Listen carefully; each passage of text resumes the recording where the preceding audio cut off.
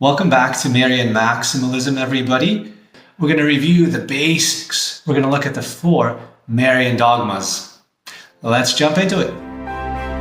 My name is Father Matthias, and this is Marian Maximalism. The 4 Marian Dogmas are 1.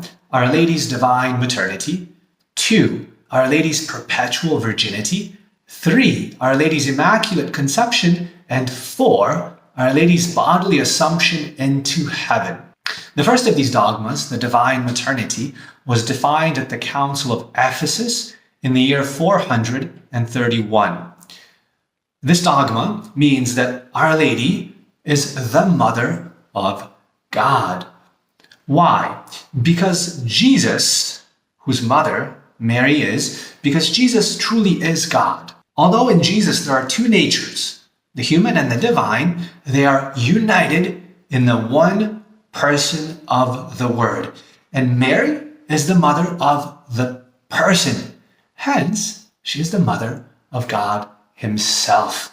This is the first, most fundamental of the privileges of Our Lady. It is in strict connection, of course, with Our Lady's Immaculate Conception, which we'll see in just a little bit. And Franciscans love to point this out because of the joint predestination of Jesus and Mary, which is a doctrine that we'll look at in a different video. The second dogma is Our Lady's Perpetual Virginity. This dogma means that Our Lady remained a virgin before, during, and after the birth of Jesus. She conceived our Lord in a virginal way, she gave birth to Him in a virginal way, and forever after she remained a virgin. This dogma was defined by a solemn act by Pope St. Martin I in the year 649. This dogma is closely connected with that Old Testament prophecy, Isaiah 7:14, "The virgin shall conceive and give birth." The dogma of the perpetual virginity of Our Lady is a particular testimony, seal of truth that her Son is God, because He is conceived in her virginally, born of her virginally, without any harm to her physical integrity, and then she, the temple of the divinity, remains virgin ever after. The third Marian dogma is Our Lady's Immaculate Conception. This dogma was defined in the year 1854, and it was defined by a Franciscan pope. He was a tertiary, Blessed Pius IX, because it was the Franciscans in a particular way that always were in favor of this dogma. This doctrine teaches that Our Lady was preserved rather than being freed from sin after having fallen. For her, our Lord does something special. He does not permit His mother to fall into sin. He preserves her from falling. This is the doctrine of the Immaculate Conception.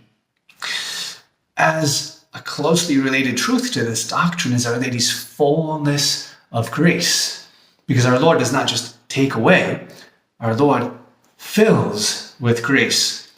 But that goes beyond the very basic scope of this video. But I definitely encourage you to study the doctrine of the Immaculate Conception. As St. Maximilian says, we have not yet begun to scratch the surface of this doctrine and how much it contains. And the fourth Marian dogma is Our Lady's bodily assumption into heaven. It was defined in the year 1950 by Pope Venerable Pius XII. This dogma teaches us that because Our Lady was the new Ark of the Covenant, the temple of the divinity, it was not fitting for her body to undergo corruption. It was not possible. God did not allow that to happen. Hence, at the end of her life, she, body and soul, was taken up into heaven. The dogma does not tell us whether Our Lady actually died or whether she was directly taken up into heaven without dying, but the much stronger theological position is that Our Lady, to be conformed to our Lord, did die, meaning her body was separated from her soul for a time, but not as a punishment for sin, not as a beginning of corruption, but rather as a perfect conformity to our Lord, who likewise died. So she wanted to be in everything like our Lord. So, recapping the 4 Marian dogmas. 1. Her divine maternity, 431 AD. 2. Her perpetual virginity, 649 AD. 3. Her immaculate conception, 1854. And 4, her bodily assumption into heaven, 1950.